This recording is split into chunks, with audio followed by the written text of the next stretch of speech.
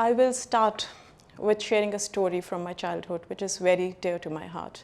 It somehow changed the entire thought process of my life. The story goes something like this. A man's house is set on fire, and it's badly burning, and he's making all efforts to extinguish the fire, including throwing buckets of water, knowing fully well the futility of his efforts and being constantly reminded by the bystanders of the futility. Nothing would deter him. You know why? Because it's his house that he's trying to save. So my late father used to tell me this story again and again, and always said that this is the motivation which you should try to serve and protect your country, as if it was your own home and your own house. With this idealistic enthusiasm and spirit, I joined the Pakistan Administrative Service. So what next? In 2007, on the 25th of April, I was posted as Assistant Commissioner City, Islamabad. I was really happy. But just in less than 3 months, this started to happen. It had a background of 1 year to it. These militants were trying to establish a state within state right next to downtown Islamabad, just in the heart of the federal capital. They were running a parallel judicial system, they were abducting people, they were killing them, they were burning public and private property, and I was the officer, the civil officer, in charge of an armed operation taken out against them. For next 3 years, I was handling with these extreme elements on daily, regular basis. And this was not it. I was also exposed to the worst form of human tragedy and suffering in the form of terrorist incidents. This went on for almost 3 years. Now I'll come to 2014. On the 3rd of March, I was going to my office. That day I had left unusually early for my office. And I got a wireless call in which I was asked to just rush towards the district courts because terrorists had entered the district courts, Islamabad. On the same day, this girl, Fiza, 23 years old, a lawyer by profession, was also there to make her first appearance in the courts, and she was shot point blank by the terrorists. I still remember the stoned face of her mother, to whom the news was broke of her only daughter's death. Now the worst is yet to come, to sometime make you realize where you stand.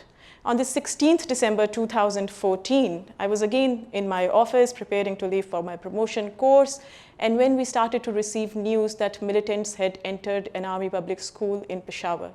They killed 141 people. These were school children and teachers. They torched a teacher in front of these students. They killed 132 children who aged between 8 to 18 years. And I just cannot tell the horror and the sadness which engulfed everyone, and I believe across the world.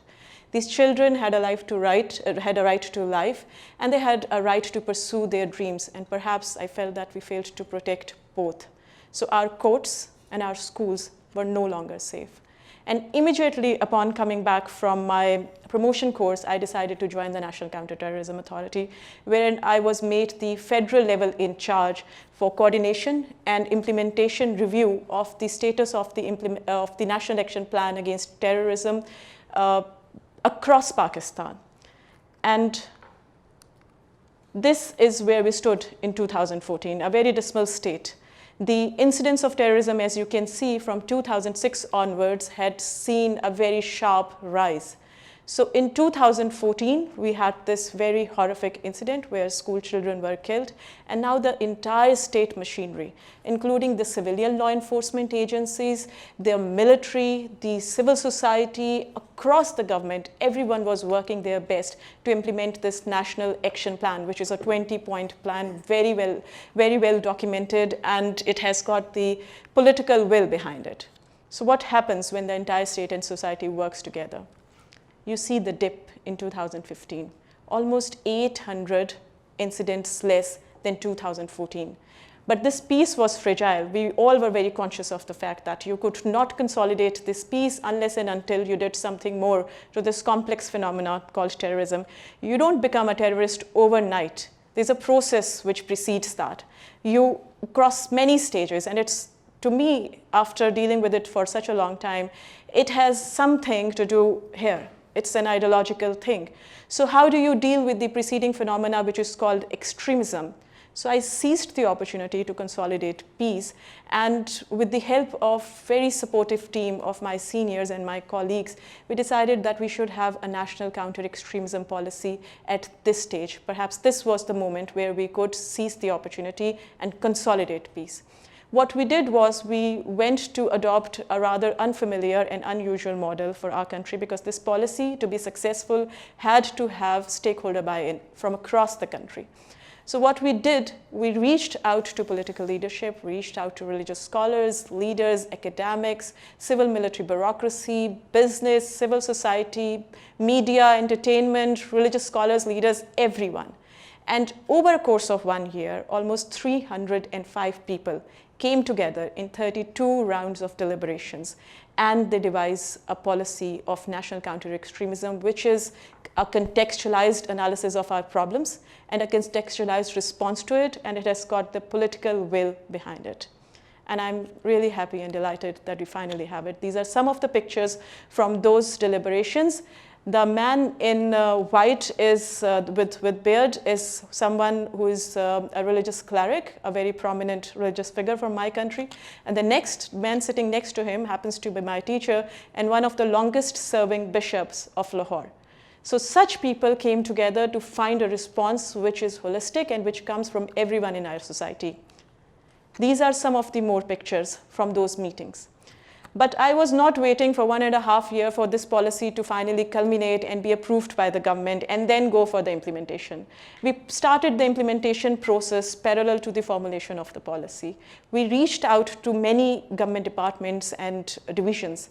And as I stand here, I can tell you that recently, just before my coming here, the Ministry of Education for the government of Pakistan incorporated all our recommendations regarding more emphasis on inclusion of subjects like global civilization, peaceful coexistence, religious tolerance, harmony, critical thinking. They're all now a part of our national curriculum policy for this year. So what? This is my father, who always taught me. And I never forget to mention him. He always said that no matter if you are a girl or what, and he gave me preferential treatment to anyone else, all my brothers. And he said that if you have some characteristics which included hard work, courage, perseverance, and integrity of character, you can do anything. And trust me, with these qualities, I try to imbibe them as much as I can. And I actually feel that whenever you set your mind to something, you can actually reach there. Everyone was very critical and everyone was very skeptical that this policy will not be possible in our context. And to some extent, believe me, I was also swayed by such comments around me. But I kept on pursuing it, and today we have it, and the changes are happening, and we are near peace. And I would like to conclude with one of my favorite quotes from one of my most favorite playwright, George Bernard Shaw. He said that people are always blaming their circumstances for what they are. I don't believe in circumstances. People who get on in this world are ones who get up and look for the circumstances they want. And if they cannot find them, they create them, unquote.